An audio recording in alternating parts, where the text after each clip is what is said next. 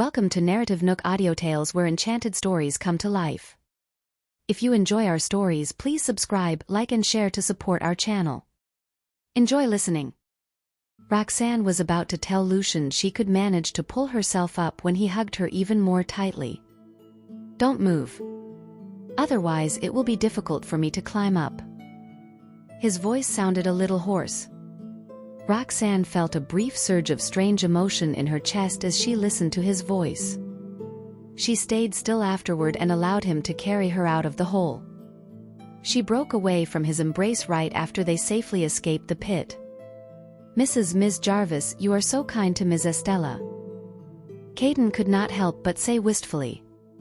He had been utterly shocked when he saw Roxanne hugging Estella at the bottom of the pit earlier. Caden was already surprised that Roxanne was willing to venture deep into the forest in the middle of the night to search for Estella. Unexpectedly, Roxanne even located Estella before them in the wilderness. If it weren't for Roxanne, they wouldn't have known how long they needed to search. Roxanne pursed her lips and smiled. "This is my obligation." Lucian gazed at her and piped up, "It's not your fault." Roxanne was dazed for a few seconds before she made sense of his words. When she realized that he was comforting her, she did not know how to react. Essie ran out in anger after she quarreled with Aubrey. "I am to be blamed for this matter. Essie is a willful child. I did not stop Aubrey in time and took proper care of Essie," Lucian explained somberly. Roxanne felt a little less guilty after listening to him. She pursed her lips and expressed her gratitude to Lucian. "Thank you." Lucian bent down to pick up the torchlight on the ground and said with all seriousness, "I should thank you instead. Thank you for locating Essie. If Roxanne had not found Estella first, they might not have been able to discover this pit the latter had fallen into. They had walked in that direction earlier because they coincidentally noticed the light originating from Roxanne's torchlight. Roxanne glanced at Estella, who was now resting in Caden's arms. "I wonder how Essie is. She was here for so long. She must be scared out of her wits. She couldn't stop crying just now." Roxanne's heart ached when she was reminded of the way Estella bawled her eyes out earlier. Lucian was in low spirits as well. "We can only check her condition when we return." Holding Estella in his arms, Caden uttered sympathetically, "Ms. Estella doesn't seem to have sustained any serious external injuries. I'm just afraid that Estella suffered from psychological illness to begin with." Caden was fearful that the unfortunate incident would traumatize her and aggravate her existing condition. Lucian and Roxanne could guess the rest of Caden's unfinished sentence.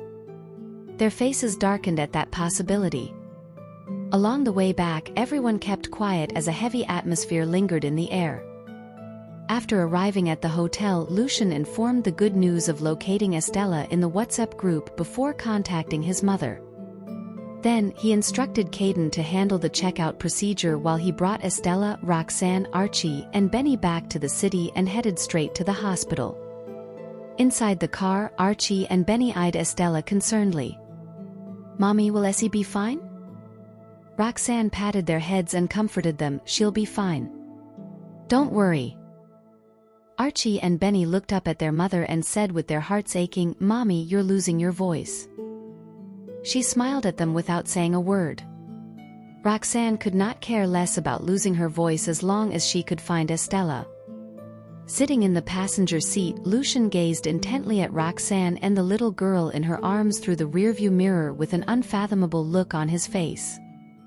Soon, the car came to a halt outside the entrance of the hospital. Caden got out of the car, received Estella from Roxanne and hurried into the hospital. Roxanne was only able to heave a sigh of relief after the doctor confirmed that Estella was fine. However, as Lucian was still worried, he decided to admit the little girl to the hospital for one night just to be safe. As it was getting late, Roxanne said, "Since Essie is all right, I'll take the kids back to rest first. Call me if you need me." She turned to leave after she finished speaking. However, when she walked past Lucian, the man grabbed her wrist, causing her to draw a sharp breath. Please examine her too, Lucian said to the doctor. When Roxanne heard that, she rejected it at once. There's no need for that. I know my condition, not injured, and I just want to go home and rest. Lucian refused to let go of her. Having no choice, the woman walked toward the doctor and rolled up her sleeves, revealing an abrasion on her wrist which Lucian was grabbing a moment ago. She had sustained a scrape from pulling Estella back earlier on but did not want the little ones to worry about her. Besides, she was intending to treat the wound herself after getting back. She had been bearing with the pain and did not expect the man to notice it. Lucian's expression darkened when he saw the abrasion on Roxanne's wrist. Archie and Benny were even more worried as they exclaimed, "Mommy, you're injured." Roxanne flashed a comforting smile at the children while replying, "It's just a scrape. I'm all right." After the doctor treated Roxanne's wound briefly, the group of them left the emergency ward. Caden proceeded to settle the admission procedures for Estella. As Roxanne was still worried about the little girl, she headed to the ward with Lucian. After Estella was placed on the bed, she woke up and turned around slowly. Archie and Benny were the first ones to notice it. They rushed to the bed at once. Looking at her excitedly, they exclaimed, "You're awake. Are you okay? Are you feeling unwell?" Estella was still feeling groggy. She blinked a few times before she looked at the boys and shook her head. Even though the two boys sensed something amiss, they ignored the feeling as they were just too happy that Estella was awake. They continued talking to her by the bed. Roxanne watched from the side for a while before stepping forward to caress Estella's face. Estella responded with a smile while reaching out to touch the bandage on the woman's wrist. Noticing the worried expression on the little girl's face, Roxanne said comfortingly, "It's just a scrape. It doesn't hurt at all." After saying that, she asked in concern, "Essie, are you hungry? What do you feel like having? I'll get you something to eat." Estella tilted her head and thought for a moment before shaking her head. Roxanne's gaze darkened. She turned around to look at Lucian. Lucian had a grim expression on his face as well as he looked at Estella. Both of them realized that the girl had not spoken a single word since she woke up. Although Roxanne and the two boys had been talking to her, she did not reply. Obviously, the incident had affected her. "It's getting late. You guys should go back first," Lucian said. Roxanne hesitated as a crease appeared between her brows. She had intended to take the two boys home before knowing about Estella's condition. However, after being aware of the situation, she found it difficult to leave. When Estella heard her father asking Roxanne to leave, she grabbed the corner of the woman's shirt with a reluctant expression on her face. "I'll stay here with you." Roxanne held the girl's hand. Then she turned to Lucian and said, "I'll stay here and accompany Essie. She should be hungry. Can you get someone to bring her some food?" Lucian agreed and instructed Caden to get something for all of them to eat. Meanwhile, having been chased away by Lucian in the afternoon, Aubrey arrived at the Farwell residence to look for Sonia. Sonia thought that there was news of Estella when she saw her and asked anxiously, "Why are you back?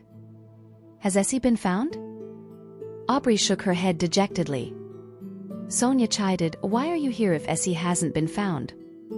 Why aren't you helping to search for her?" Even though she had always favored Aubrey, the woman had indeed gone overboard this time. Aubrey answered remorsefully, "Mrs. Farwell, I'd love to help, but what?" Sonia asked furiously. Aubrey looked at Sonia with teary eyes, and with a pitiful expression, she replied, "But Lucian blamed me for not taking good care of Essie and asked me to leave. I didn't want to stay and be a burden to him because he was already anxious enough." In fact, Sonia had only heard about the incident from Aubrey briefly over the phone, learning that Estella had run out because Aubrey did not take good care of her. However, she did not know much about the details. As such, she did not understand why her son would flare up at Aubrey because of that. What exactly happened? Why did Essie suddenly run away? Aubrey looked down and sounded as if she was on the verge of bursting into tears as she replied. When I reached the hotel, I found out that Lucian and Roxanne were staying in the same room as there were not enough rooms. I wanted to check if the hotel could make any alternate arrangements. The woman paused and glanced up briefly to look at Sonia's reaction before lowering her head and continuing. So I told him that I would check with the reception if there were any rooms that were freed up. After I entered the elevator, Essie suddenly followed me inside. I had no idea what she wanted and did not expect her to dash out of the elevator the moment the doors opened. I was stunned for a moment and wasn't able to react in time. Sonia's expression darkened. She had guessed that her granddaughter did not want to leave Roxanne. What spell did that woman cast on Essie? Even if they are mother and daughter, Roxanne has not taken care of Essie ever since she was born. Why is Essie so attached to her? Besides, when Sonia recalled Aubrey's words from before, she furrowed her brows and asked, "Lucian and Roxanne are staying in the same room?" Aubrey nodded, looking aggrieved, and replied, "There wasn't anything I could say since the hotel didn't have any spare rooms, but it wasn't very appropriate for them to stay together. That's why I wanted to check with the front desk if it was possible to make alternate arrangements. I didn't expect Essie to be so mad over that. It's my fault for my lack of consideration." Sonia invited Aubrey into the living room and said with a grim expression, "It's not your fault. You did the right thing. The two of you are getting engaged soon. Lucian shouldn't have stayed with Roxanne in the same room." "But if that did not happen, Essie wouldn't have run away," Aubrey said between tears. "It's already so late and there still isn't any news yet. I'm really worried that something would happen to Essie. She's still so young. If something bad happens to her, I will never be able to forgive myself." At the mention of her granddaughter, Sonia felt her heart sink. However, instead of blaming Aubrey for it like before, she started comforting the woman instead. "Don't worry. Lucian is looking for her. Essie will be fine." Aubrey sobbed while replying, "Essie is missing because I didn't take good care of her. I'm scared that Lucian wouldn't forgive me for that.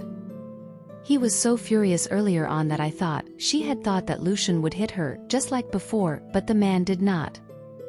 However, Aubrey did not assume that it was because he wasn't as angry as before. Instead, she knew that it was probably because he could no longer be bothered with her. Sonia frowned and replied, "That won't happen. It's not even your fault this time. He'll realize it after he calms down."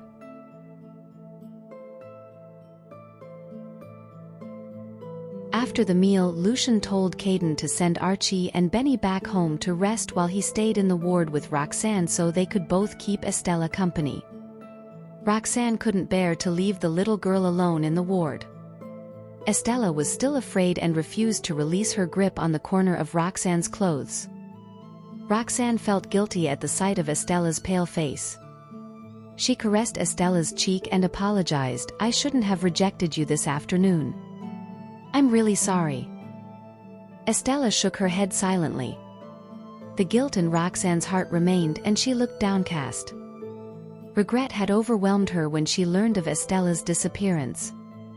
Now that she knew that Estella was emotionally affected by the incident, she got so heavy-hearted that she could barely breathe. "It has nothing to do with you." Lucian's brows knitted together when he heard her blaming herself. Roxanne forced out a smile and glanced at him without a word. She had experienced losing her child, so there was no way Lucian could understand her feelings. As she didn't seem reassured by his words, Lucian fell silent for a few moments before saying, "If you say so, then it's all my fault." Hearing that, Roxanne shot him a confused look. Estella pursed her lips and glared at Lucian. Lucian met their gazes solemnly and walked toward the bed. He stopped beside Estella and said, "I should have stopped Essie in time. It was my fault, I didn't take good care of her." Seemingly displeased, Estella whipped her head away. Her cheeks were puffed up and she refused to meet his gaze. Lucian's brows snapped together. "I knew Essie was upset. I should have said no to Aubrey's suggestion. If I had done that, Essie wouldn't have run away recklessly. He knew Estella hated Aubrey but didn't reject her advance, so it was his fault. Estella whipped her head around and shot him a satisfied look. It was clear to Roxanne that he was trying to console her, and she had to admit that he should be shouldering most of the responsibility. Estella was his daughter, but he had failed to take care of her and had caused her to suffer. Recalling Lucian's negligence when he took care of Estella previously, Roxanne felt that he was indeed a careless father. I wonder how much Essie has suffered over the years. Lucian didn't know what she was thinking. He heaved a sigh of relief when he noticed her guilty expression fading a little. Before he could say anything else to divert their attention, his phone rang suddenly. He glanced at his phone and saw that it was a call from his mother. A deep line appeared in the middle of Lucian's brow as he answered the call. "How's Essie doing?" Sonia asked anxiously. After learning that Estella had been admitted to the hospital, she wanted to visit Estella and also defend Aubrey. Glancing at the bed, Lucian responded, "She has regained consciousness. She's fine, so you should go to bed. I'll bring her back home tomorrow morning." Sonia was about to insist when Lucian added, "Essie is traumatized. She needs to sleep now. You should leave her to rest." Sonia had no choice but to cave in. After the call ended, Roxanne and Lucian stopped talking about Estella's disappearance as if they had reached a tacit agreement. Roxanne started chatting with Estella gently. Alas, no matter what Roxanne said, Estella refused to say a word and would only nod or shake her head. Roxanne was exhausted by the time she managed to put Estella to bed after reading the little girl a bedtime story. Estella gripped the corner of her clothes and refused to let go, so Roxanne got herself a chair and fell asleep on the edge of the bed. The following day, Roxanne woke up and realized there was a coat draped over her body. Lucian had placed his coat over her after she fell asleep last night. Roxanne sat up and glanced around the ward, but Lucian was nowhere to be seen. Strangely, she felt empty inside. Roxanne was in a daze when the door to the ward was opened. Turning at her shoulder, she saw Lucian tiptoeing in, wearing nothing but a shirt. He looked really worn out. When their gazes met, Lucian's gaze turned dark. His voice was hoarse as he asked, "You're up?" Roxanne nodded in response. After a brief hesitation, she got up and placed the coat over Estella. The little girl was still sleeping soundly. Lucian's gaze softened when he saw what she did. He went up to her and glanced at her bandaged wrist. "How are you feeling? Do you need to redress your wound?" he asked with concern. Roxanne shook her head calmly. "No need for that. I can change it myself at home. The medicine in the hospital could be more inefficient than my own medicine." As she sounded confident, Lucian arched a brow. He then recalled her job and previous experience before giving her a non-committal nod. After that, an awkward silence ensued in the ward. If there's nothing else, Roxanne was about to bid him goodbye when Estella's soft voice rang out. "Miss Jarvis," the little girl sounded as though she was on the verge of breaking into tears. An instant heartache overcame Roxanne as she turned around hastily to look at Estella. Perhaps Estella had dreamed of last night's event, for tears were streaming down her cheeks even though she was still asleep. Her little face was all scrunched up pitifully. "I'm here," Roxanne assured her as she carefully wiped the tears away from Estella's cheeks. Estella woke up crying. At the sight of Roxanne sitting beside her, she leaped into Roxanne's arms and started sobbing. Her sobs were muffled compared to her sobs back when she was trapped in the hole. However, Roxanne still felt her heart clench at her pitiful whimpers. She must be so scared to wake up from a nightmare this morning. Roxanne comforted Estella for a long time before the little girl quashed her sobs. Her eyes were red as she stared at Roxanne wordlessly. Lucian's expression had turned dark when he heard Estella calling Roxanne in her sleep a while ago. After chatting with Estella briefly, Lucian summoned the doctor to check her condition. The doctor confirmed she was all right and Lucian left to handle the discharge procedures. Outside the hospital, Estella held Roxanne's hand. She couldn't bear to part with her. Roxanne patted her head. "You should recuperate back at home. Just give me a call whenever you miss me, all right?" Estella nodded, but she showed no signs of wanting to release Roxanne's hand. Roxanne couldn't bring herself to ask Estella to release her hand. Estella was traumatized by yesterday's events, so she wanted nothing more than to shower her love on Estella. Seeing how stubborn Estella was, Lucian felt heartbroken. He knew Roxanne couldn't keep Estella company forever, so he bent down and took Estella's wrist. "Essie, let go of Miss Jarvis. We need to head back home. Your grandpa and grandma are worried about you." Pursing her lips, Estella released her grip on Roxanne's hand reluctantly. Roxanne was slightly distracted. "Essie looks disappointed. She had the same disappointed expression when I rejected her last afternoon. Miss Jarvis, goodbye." Estella bade goodbye to Roxanne softly with her head hung low. Roxanne was taken aback. This was the first time Estella had spoken out loud since last night, except for the words that she had mumbled in her sleep earlier. She spoke out loud to bid me goodbye. Roxanne felt her heart turn soft. Flashing a smile, she bade Estella goodbye and left in a hurry. She was afraid she would be reluctant to leave if she were to spare Estella another look. Lucian brought Estella back to the Farwell residence after Roxanne left. When they arrived, Sonia and Elias were already waiting in the living room. Aubrey was sitting beside them with a woeful expression. Seeing them, Aubrey immediately got to her feet to welcome them. "Lucian, is Essie all right?" She then got down on her knees to check on Estella's condition. Estella retreated and hid behind Lucian. She grabbed the edge of Lucian's shirt and refused to look at Aubrey. Aubrey remained patient and reached out to take Estella's hand. "Essie, I'm really sorry for upsetting you. I was just..." Estella slapped her hand away abruptly. "I hate this evil Ms. Pearson. She's the reason Ms. Jarvis stays away from me." Aubrey refused to give up yet. She came closer to Estella as Sonia and Elias were watching her actions. "I can't let Essie show them that we're not close to each other." She stretched her hand out again. "Essie, don't be afraid. I just want to check on your injury." Without waiting for a reply, she grabbed Estella's hand to pull her closer. Flustered, Estella burst into noisy tears. Everyone stared at them. Lucian had no idea that Estella hated Aubrey this much. He also didn't know that Aubrey was bold enough to come close to Estella despite knowing that Estella hated her. His expression turned as dark as thunder when he saw Estella crying and shaking uncontrollably. He immediately demanded, "Aren't you going to get lost?" Shocked, Aubrey released her grasp on Estella. Displeasure rose in her heart when she realized tears were streaming down Estella's cheeks. However, she acted as though she felt guilty and said, "It was all my fault.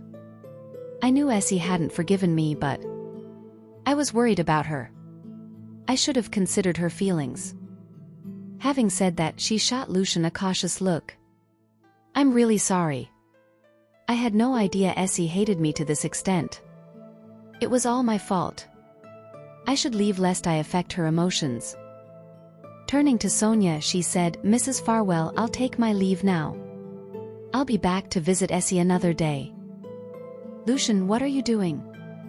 Sonia had seen how her son had lashed out at Aubrey and how Aubrey had apologized to Estella repeatedly. She felt bad for Aubrey and pulled the latter away. Patting Aubrey's hand, she said, "Stay right here. I know you mean well."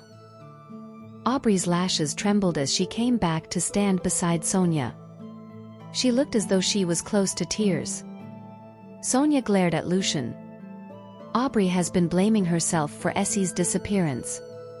She didn't sleep the whole night and kept us company. Now that she's apologizing to Essie, how could you treat her this way?" Lucian frowned as his gaze turned wintry. She should be blaming herself. If Aubrey hadn't made Essie angry and had taken good care of her, Essie wouldn't have run away and suffered badly. Lucian's gaze turned colder when he thought of the injuries Roxanne and Estella had sustained last night. As he kept blaming Aubrey, Sonia scowled in displeasure. Aubrey feels guilty over her actions. She came back to apologize to us last night. How could you be this harsh to her? She then glanced at Estella, who was hiding behind Lucian. Estella was sobbing silently. Feeling bad for her, Sonia urged softly, "Essie, stop crying. Tell me, did you get hurt?" Estella adored her grandmother, so she nodded wordlessly in response to Sonia's question. "If you knew where we found Essie, you wouldn't have asked her that." Lucian pinned Sonia with a withering look. Sonia was baffled. They only got to talk on the phone hastily yesterday, so she didn't get to ask about the details. Lucian shot Aubrey an icy look and said, "Essie ran into the mountains near the botanical garden and fell into a hole. There was where we found her. She was there the whole night. Do you seriously think she didn't get hurt?" His words were meant for both Sonia and Aubrey. He hoped Aubrey would leave tactfully after hearing what he had to say. Sonia blanched in horror after hearing what Estella had gone through. She bent down and pulled Estella into her arms. "Oh, you must have suffered a lot, Essie. Let me give you a hug. Don't wander off in the future, okay?" Estella allowed Sonia to hug her but couldn't stop sobbing no matter how Sonia consoled her. After a while, Sonia noticed Aubrey was near to tears. Feeling sorry for Aubrey, she said, "Aubrey means well. She wanted to change to a bigger room for you and Essie. She didn't know that Essie would get this upset. Now that Essie is safe and sound, you should stop blaming her." Lucian's brows knitted together and he said not a word. "Besides, Aubrey told me you were with that woman. What is going on?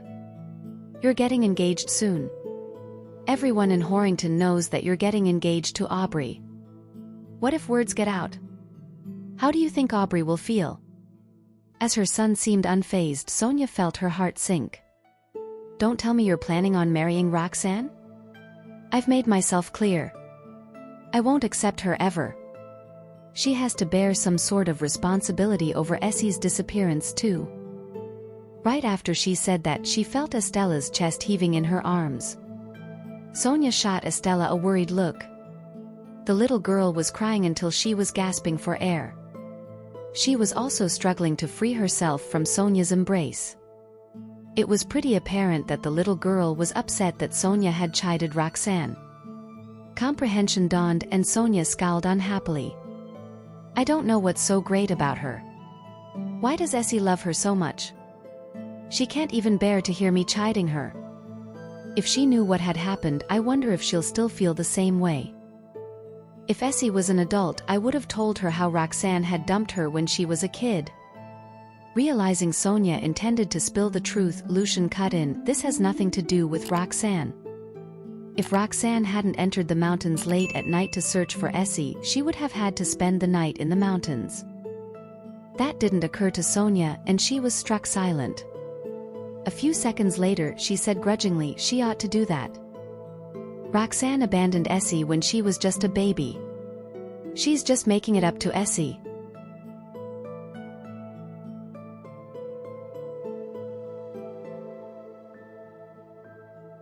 After learning that it was Roxanne who had found Estella, Sonia stopped reprimanding her. She focused on consoling Estella, who was still crying in her arms. A while later, Estella exhausted her energy and finally stopped crying. "Good girl, Essie." Sonia patted her back. "Miss Pearson adores you. She accidentally angered you, so can you forgive her?" Hearing Aubrey's name, Estella scrunched up her brow and turned around. She stretched her hands toward Lucian. Lucian picked her up and answered on her behalf, "Essie refuses to forgive her. Even if Essie does forgive her, I will never forgive her." With that said, Lucian glared at Aubrey. "This has dragged on for long enough. I shall make myself clear once again. I will never marry you. From today onward, we no longer have anything to do with each other. You have no reason to show up before Essie anymore." His words stunned everyone else.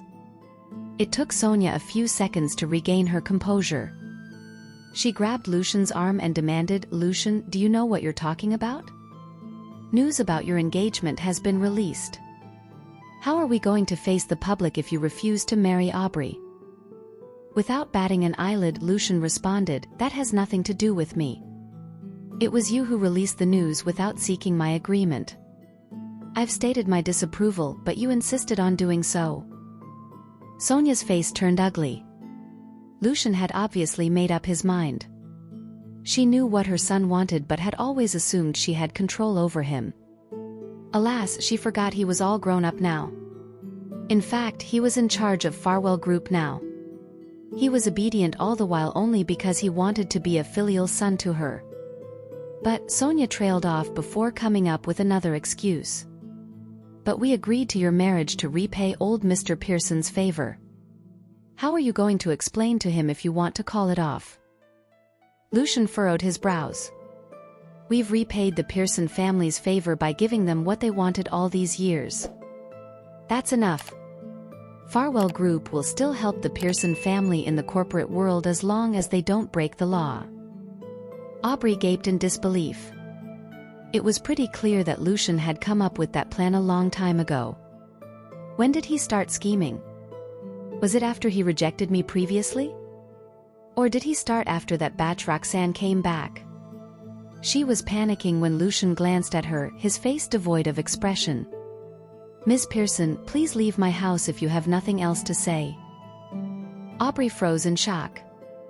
She promptly apologized, "Lucian, I was wrong. I know my mistake now. I promise I'll give Essie what she wants. It won't happen again. Please don't be mad at me." Nevertheless, Lucian ignored her pleas. Aubrey's heart sank in dejection. She tried to grab his sleeves but he avoided her grasp.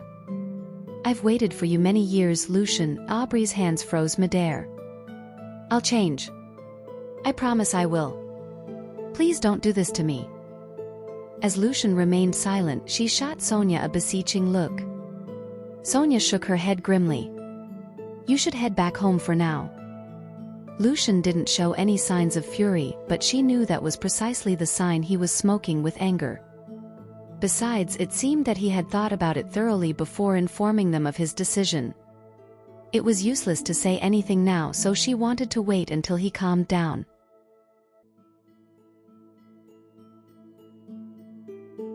Lucian was resolute. Aubrey had no choice but to leave with her head hung low. Elias and Sonia stayed back for a while to spend time with Estella. No matter how hard they tried, Estella remained disinterested. The little girl refused to write any words even though Sonia gave her a pen and paper. She would only nod or shake her head at any questions they posed. Sonia felt bad for Estella as she knew the little girl was traumatized by last night's events. The only thing she could do was to spend more time with Estella. When night arrived, Sonia got to her feet reluctantly. "Should I bring Essie back so I can take care of her?" "You're busy and I'm afraid you can't take care of her well." Lucian rejected her offer outright. "No thanks." After what happened last night, he refused to let Estella go anywhere. As he refused to give in, Sonia said nothing else. She talked to Estella briefly before leaving with her husband. After they left, Lucian redressed Estella's wound and led her upstairs so she could go to bed. Estella stared at her wound silently and showed no response to his words. Frowning, Lucas asked, "Does your wound hurt?" Estella lifted her head and shook her head. "What's wrong?" "Tell me," Lucian said patiently. Pursing her lips, Estella pointed at the medicine on the table and took the pen to write "Ms. Jarvis" on the paper. Her action tugged at Lucian's heartstrings. "Do you want to give the medicine to Ms. Jarvis?" Estella bobbed her head firmly. "The medicine in our house is efficient. Ms. Jarvis suffers from the same injury as mine, so she should be able to use the same medicine I just used. I miss her so much." Lucian glanced at the time and ruffled her hair. "It's late. Ms. Jarvis must be asleep. We'll pay her a visit tomorrow, okay?"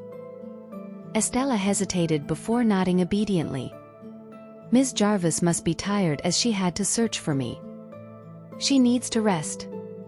Seeing that Estella didn't press on, Lucian heaved a sigh of relief and led her upstairs so she could go to bed. Lucian still remembered how afraid she was this morning. Thus he decided to spend the night with her. He was exhausted from staying up all night and promptly fell asleep after coaxing Estella to sleep. The next morning, Estella woke him up by shaking his body repeatedly. Opening his eyes groggily, he saw that Estella had already changed her outfit and was waiting for him to leave. It took him a while before he realized Estella wanted to leave right away to give Roxanne the medicine. "Okay. I'll take you there," Lucian promised her solemnly. Climbing out of bed, he washed up and brought her downstairs. Downstairs, Estella ran to the medical kit and found the medicine she had used last night. She placed the medicine beside her when she was having breakfast so they could leave after breakfast. Lucian sighed when he saw her action. Perhaps this is their mother and daughter bond. They are both worried about each other. I'm worried about Roxanne too. Those who had no idea what happened to her might think she was seriously wounded, judging from Essie's reaction. Archie and Benny had already gotten up when Roxanne arrived home. They promptly asked about Estella. The boys were delighted to learn that Estella could talk again. As Roxanne's wrist was injured, the boys refused to let her do anything and stayed by her side the entire day. The following day, Roxanne wanted to head to work at the research institute, but the boys insisted that she stay at home. "Mommy, you're hurt. You should rest at home." Benny shot her an imploring look. Archie chimed in, "We're afraid you'll fall ill just like last time." They could still remember how they had freaked out when Roxanne got sick previously. Roxanne knew the kids were worried about her. As her wrist was hurt, it would be difficult for her to work. Hence, she bobbed her head in agreement. After breakfast, the doorbell rang. Roxanne got to her feet and answered the door. She was taken aback by the unexpected visitors. "Why are you here?" Clad in a casual coat, Lucian held Estella's hand. Estella was holding an exquisite bag with something inside. Hearing her question, Lucian nodded and gestured to Essie. "Essie is worried and wants to deliver medicine to you."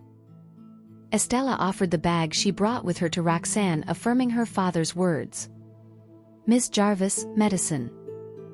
Lucian was used to how fond Estella was of Roxanne, so he wasn't surprised to hear her talk. Roxanne's heart melted when she heard Estella's adorable voice. She took the bag from the girl and patted her head. "Thank you, Essie." Flashing an obedient smile, Estella stared at the house earnestly. Roxanne hesitated briefly before turning sideways to let them in. Archie and Benny were playing with Lego blocks on the floor after breakfast. They were delighted to see Estella and invited her to join them. "When Essie used to stay with us, we loved playing with Lego blocks. Perhaps she'll forget what happened yesterday if we play together." However, Estella shook her head and stared fixedly at Roxanne. Roxanne didn't know what the little girl wanted, so she bent her body down, utterly baffled. "Essie, what do you want me to do?" Estella touched her injured wrist carefully as a flash of concern appeared in her eyes. Comprehension dawned on Roxanne. "It turns out Essie is worried about my injury. It's not serious. The doctor has already dressed my wound," Roxanne assured her cheerfully. However, Estella took the corner of her outfit and pulled her toward the couch. Roxanne played along with her and sat down on the couch. After she took a seat, Estella stretched her hand out. "Change the dressing." Having said that, she took a bottle of medicine out of the bag Roxanne had placed on the coffee table a while ago. Roxanne was momentarily stunned.